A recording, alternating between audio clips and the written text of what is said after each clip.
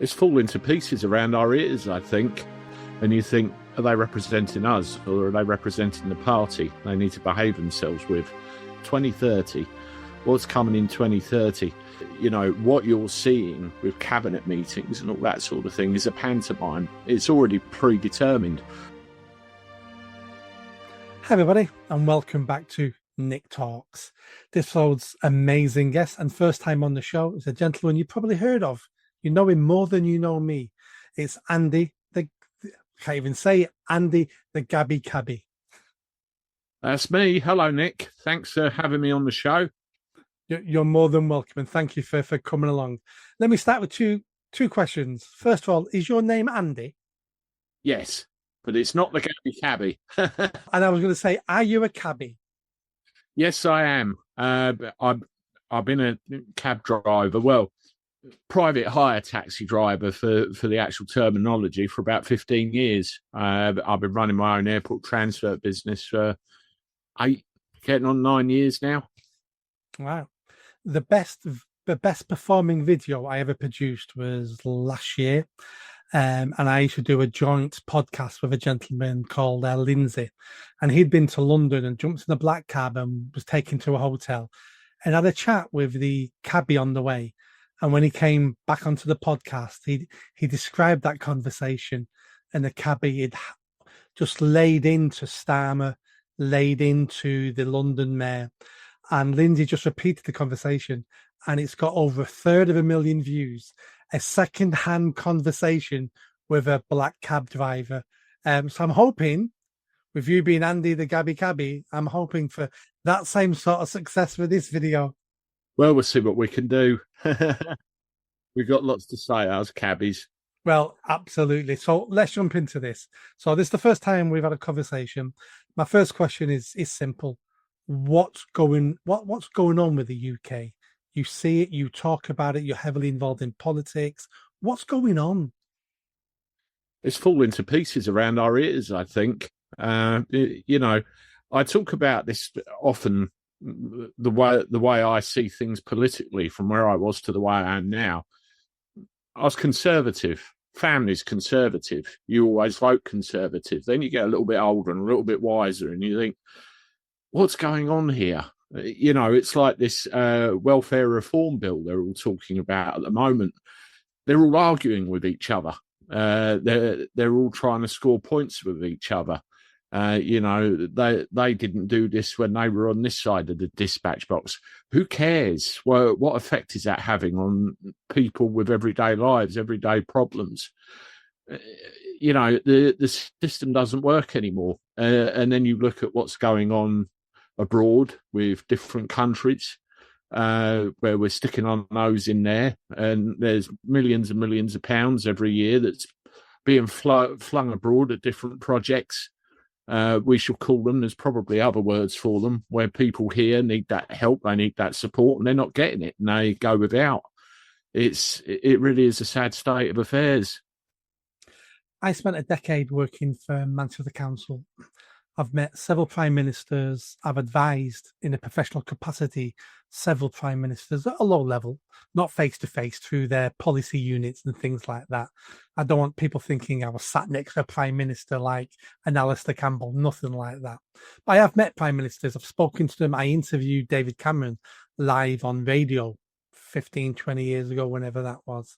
So I understand politics. I've been involved in politics. I've stood for political positions as well. Politics is a game. It's a serious game, but it's a game. The aim of a politician isn't to improve your life, isn't to improve the country.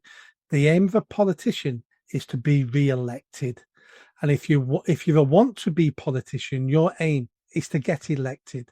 And then once you're elected, it's all about, how do I stay in this position?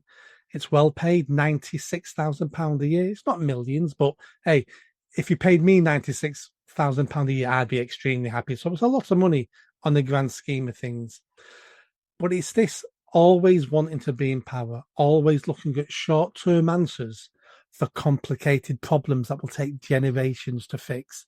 Here's an example I used to come across when I worked at Manchester Council. We'd have serious councillors would come to me. I worked in the field of reducing antisocial behaviour. So they would come to me near an election and they'd say, 6 months out, Nick, I've got a problem in my area. What can you do in 6 months to solve the youth-related antisocial behaviour? And I'd say, in 6 months, nothing. It'll take years and years.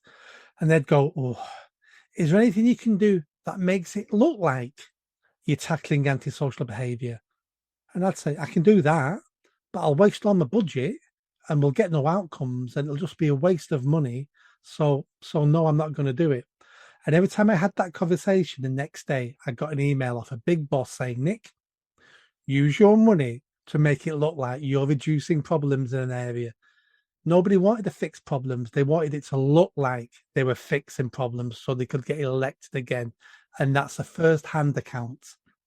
That's it. I mean, I think party politics is the big problem, because we go to the ballot box every election and we have to put our mark against the name that we want to represent us.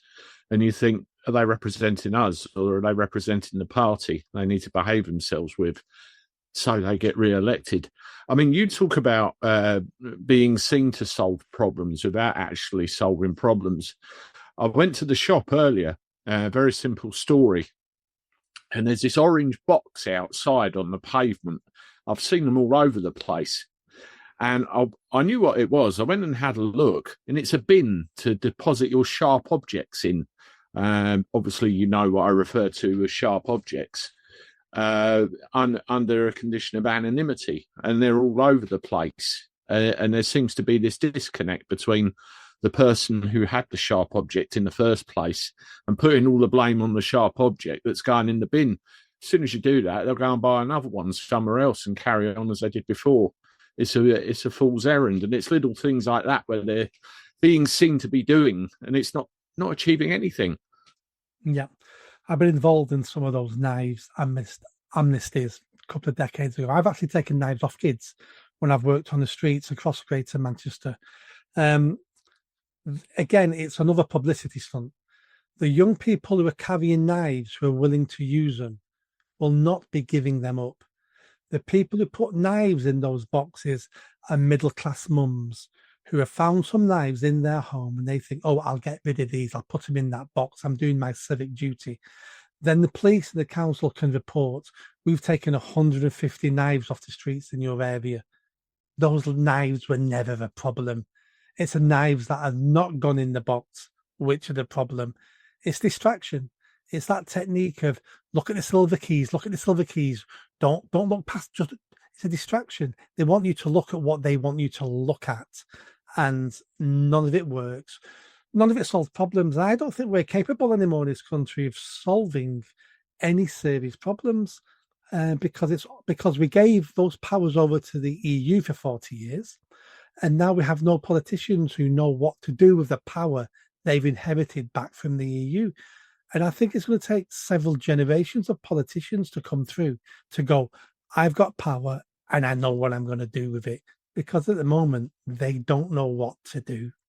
Yeah, I mean, you've had a guest on your channel, which I've had on mine, Graeme Moore of the English Constitution Party. I had an interview with him this weekend, just gone, and you know he raises some very valid points. If you strip everything back bare and look right back at what Parliament is supposed to be, what Parliament should be about, the people in Parliament, how they're elected, why they're elected, what for. It's to represent us, our views, our grievances, our problems, everything else. And, you know, things like party whips, according to the English Constitution, are unlawful because you have this situation where you're towing the party line rather than, you know, helping your constituents, as you said earlier, getting elected. I mean, you talk about the EU. I voted for Brexit. And I would do again if the vote was put in front of me again. Very simple reason, you know, right-wing people get accused of racism and, oh, it's about the boats and everything else. What I saw was the fact that there was too much political control given away to another nation over the country which I was born and raised in. And I didn't like that. I want to be governed by people that I elect, not someone in Brussels. That's why I left. That's why I voted leave. And I'd do it again. And I think you're right. They don't know what to do with this power. They don't know what it represents. They don't know at what level sovereignty starts and ends. They don't know any of it. It's just, I think a lot of them, if they were in the business world, they'd be fired. You know, I can't put it any plainer than that. Our politicians at the moment don't have a vision, don't have a dream. They couldn't tell you where they're trying to take us to. All they're taking us to is, they'll say, is a slightly better version than where we are now. There is no vision. The only person in Parliament at the moment who had a vision, and I never would have voted for the man, was Jeremy Corbyn. He had a vision of where he wanted to take the country. He laid it out. He told us all, and we all turned around and said, no, thank you. But at least he was honest. At least he had scruples. At least he sold us, or tried to sell us, a vision of tomorrow, of where he wanted to take us. Everybody else is basically a middle manager. They're just tweaking the edges.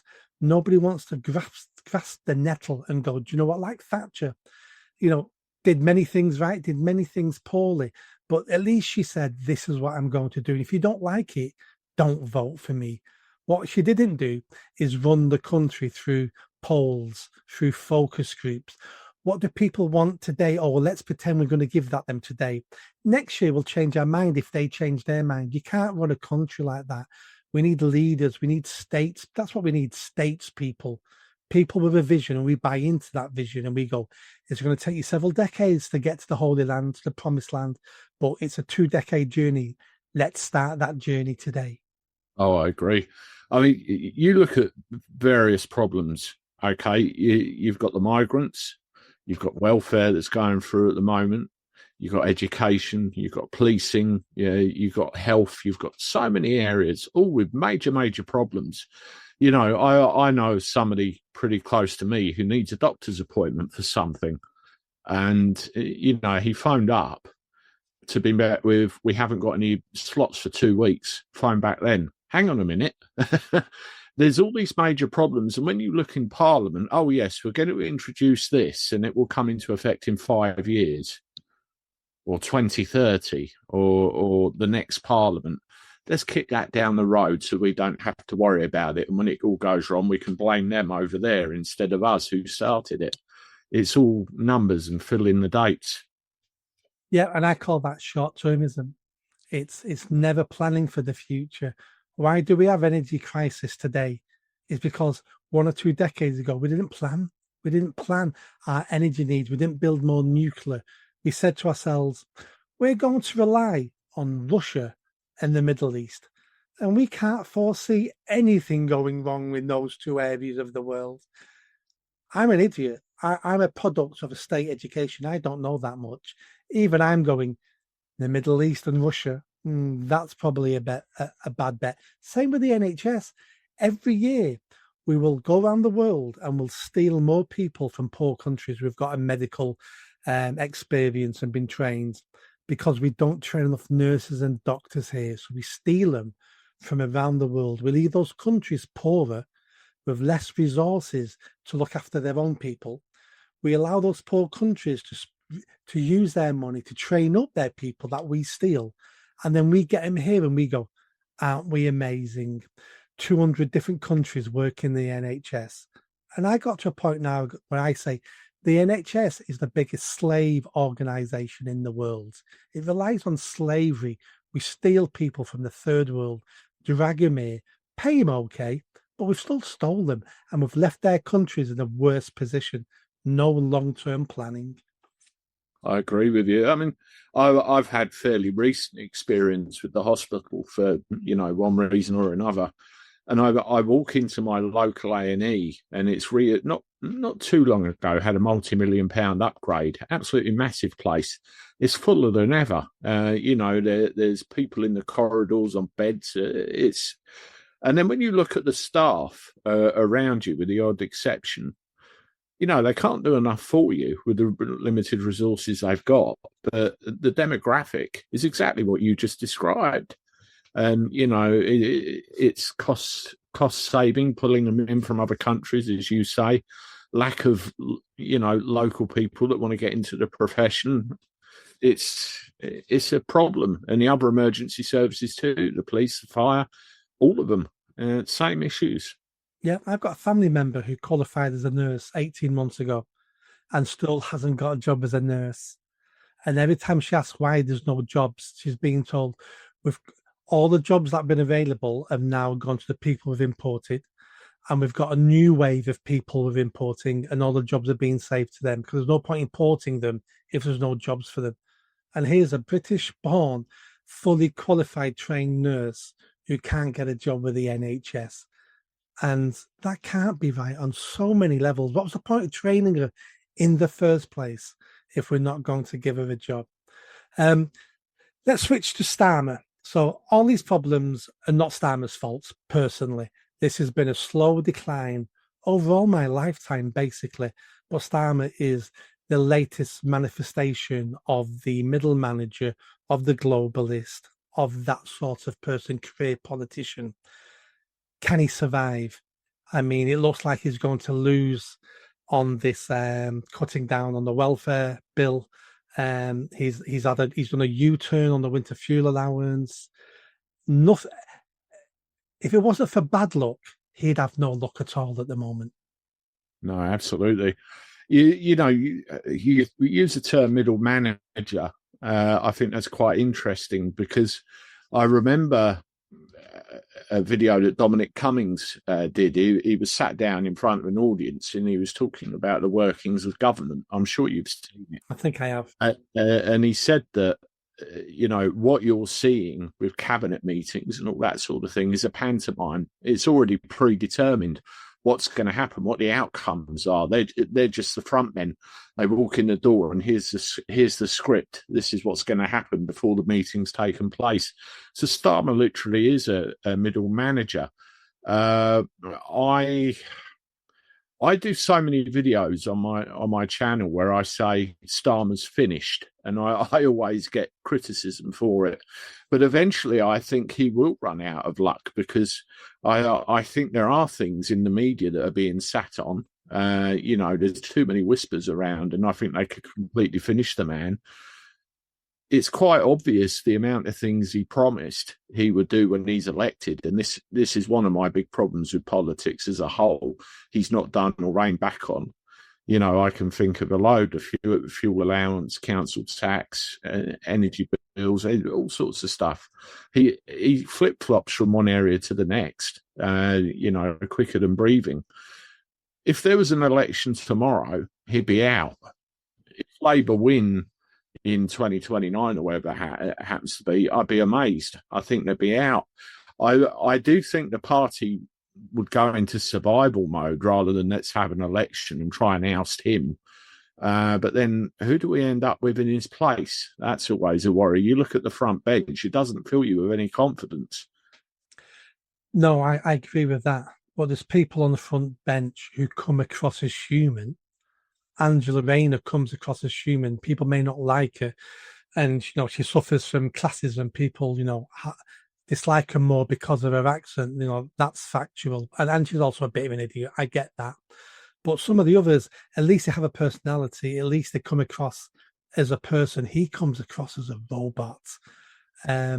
I'm not going to name the person just in case because of the day and age we live in, but I've heard him described as a constipated Dalek. Yes, that's about right. Just zero anything about him, really. Yep, I think he is implementing the playbook that has been the same playbook now for 30 years. It's the next stages of that. But I think those MPs will be looking at him going, we're in deep trouble. And not we're in deep trouble, my seat's in trouble. And the most important thing to me is to keep my seat.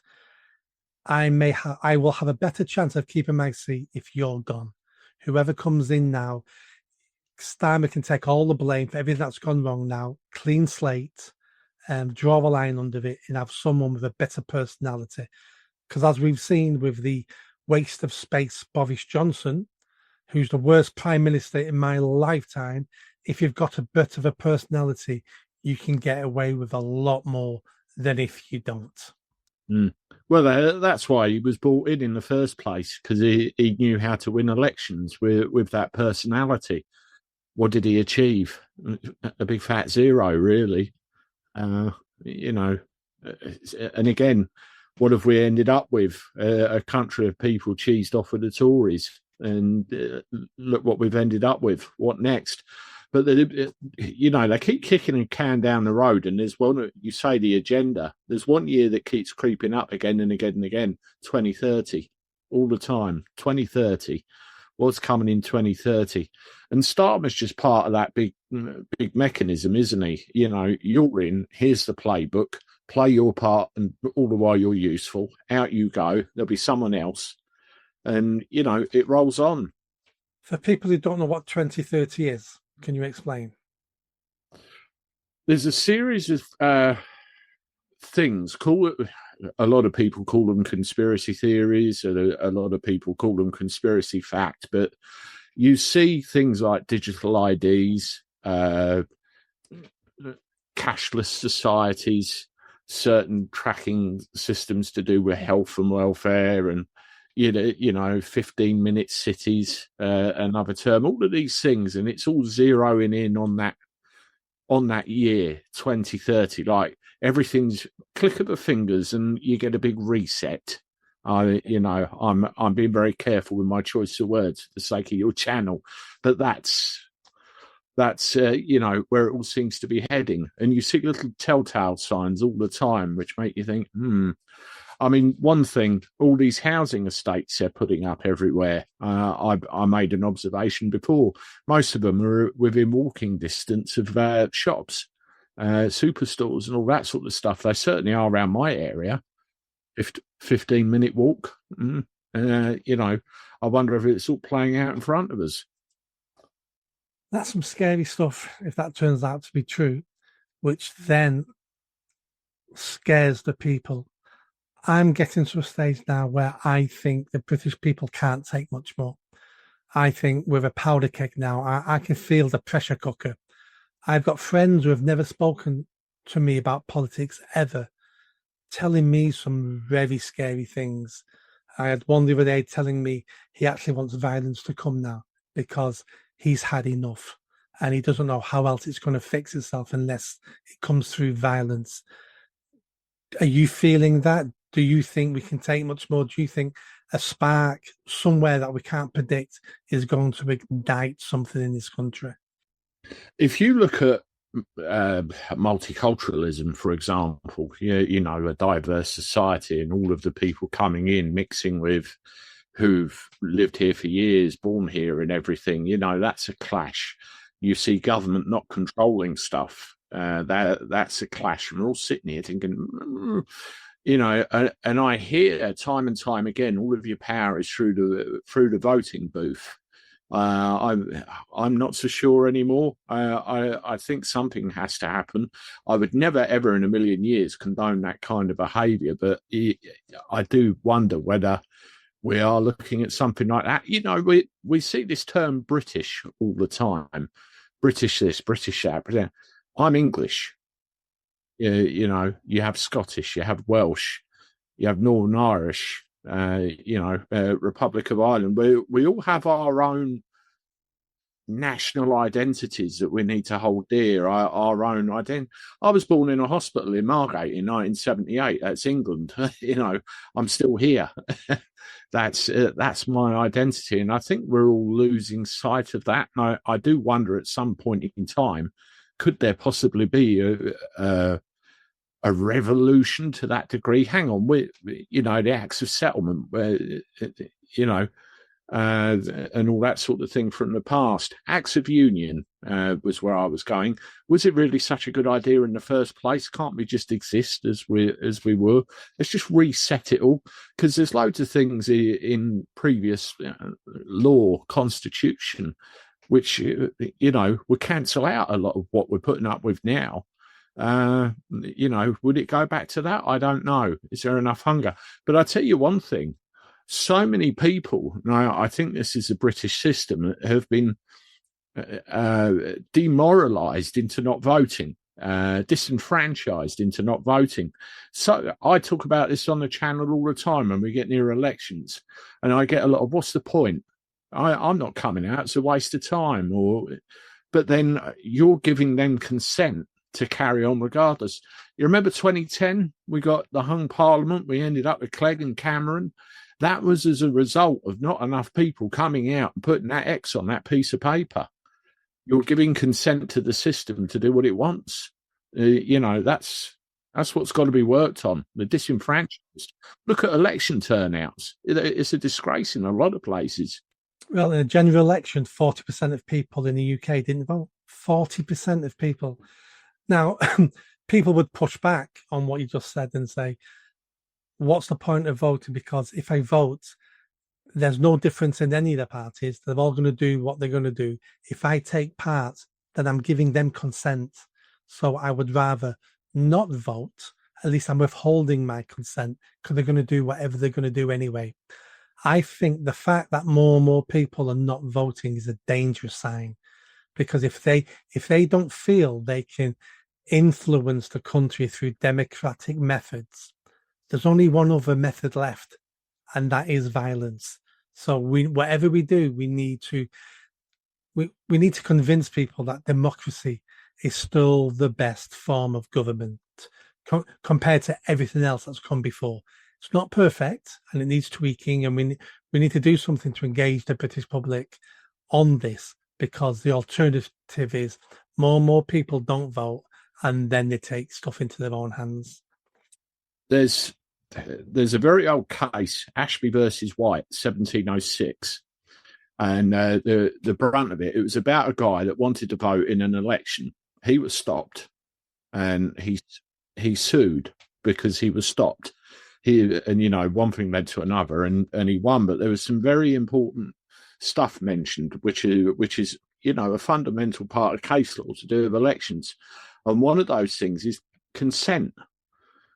If you don't want to give your consent to the process, you walk into that polling booth, you lend your presence to that process for 5 minutes, and you write, I do not consent. Ashby versus White, 1706. What that would do then, if everyone in the country did that, that would cause a constitutional crisis. And people think, hang on, that's the only other way. But it's promoting it enough for people to understand what it is, why it's there, and how it would work if enough people do it. I'm going to look at the polling card in the next election.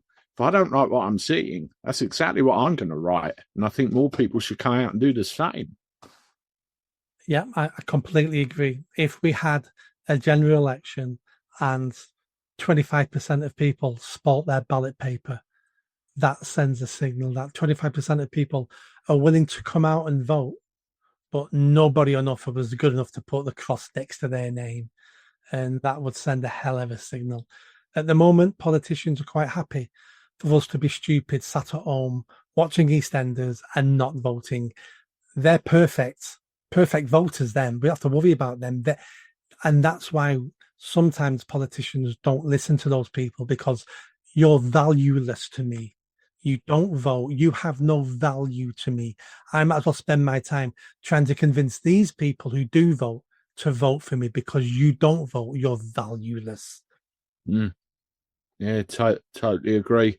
We get generations as well. It's like I said at the beginning of this chat, I come from a conservative family, but my life experience since, I'm pushing 50, and I moved out of home in my early 20s. So I've been in the big wide world for a little while, and you learn your own way, and you form your own opinions of the world, and you think, well, maybe. And I try and teach my kids the way I think, but you all start somewhere, and you have an older generation that's ingrained in that way of doing things, Labour, Conservative, and no other choice.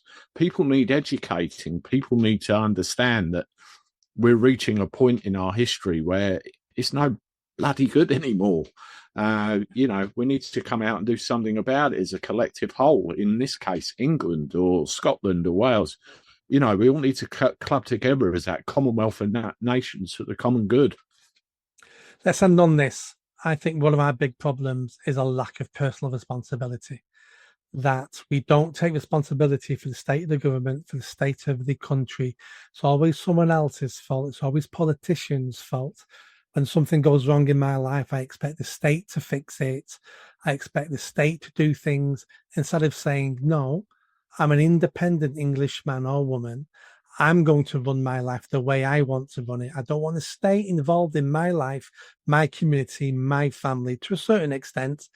And we need to take more and more responsibility upon our shoulders because we're turning into a semi-socialist state now, where the government does everything for everybody and the government does everything poorly. I'm responsible for myself. I'm responsible for my family. We all have to take responsibility for our own actions. As a businessman, I'm responsible for that. Anybody screws up on my behalf, I'm responsible for that mistake. It's everyday life. You have to take responsibility for everything. Otherwise, it fails. It fails. And the government can do one, leave us to run our lives, take our responsibility for ourselves. Absolutely. That's a great place to end. Andy, thank you so much for coming on. And the message of this podcast is personal responsibility. Thanks. I'll see you again soon. Thank you very much for having me. Cheers. Bye-bye.